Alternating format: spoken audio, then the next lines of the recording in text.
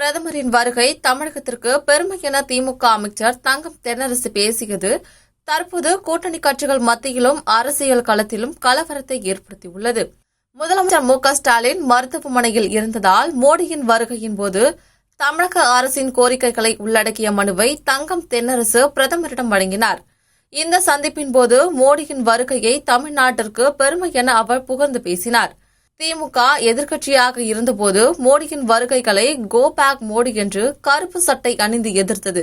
ஆனால் ஆளும் கட்சியாக மாறிய பிறகு மோடியை வரவேற்று மேடையை பகிர்ந்து கொள்வது திமுகவின் இரட்டை வேடத்தை வெளிக்காட்டுகிறது. தங்கம் தென்னரசுவின் கருத்து எதிர்க்கட்சிகளிடையே கடும் எதிர்ப்பை கிளப்பியுள்ளது. இந்த நிலையில் கூட்டணி கட்சியாக காங்கிரஸ் கட்சியின் மாநில தலைவர் செல்வ பெருந்தகை எது பெருமை என்று கேள்வி எழுப்பி திமுகவின் இந்த மாற்றத்தை கேலி செய்துள்ளார்.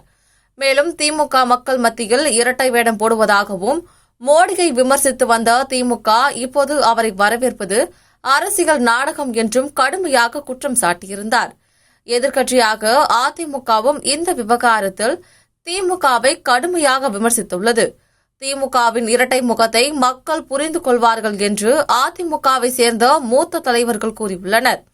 மேலும் பாஜகவுடன் கூட்டணி வைப்பதை திமுக விமர்சித்து வந்த நிலையில் இப்போது மோடியை வரவேற்பது திமுகவின் அரசியல் நிலைப்பாட்டில் முரண்பாடு இருப்பதாகவும் அவர்கள் சுட்டிக்காட்டியுள்ளனர். மேலும் மே 17 இயக்கத்தின் தலைவரான திருமுருகன் காந்தி தங்கம் தென்னரசுவின் இந்த புகழாரத்தை சந்தர்ப்பவாத அரசியல் என விமர்சித்ததோடு திமுக மாநில உரிமைகள் மற்றும் மத சார்பின்மையை வலியுறுத்தி வந்த கட்சியாக இருந்து இப்போது மோடியை புகழ்ந்து பேசுவது தமிழக மக்களின் உணர்வுகளுக்கு எதிரானது என கடுமையாக சாடியுள்ளார்.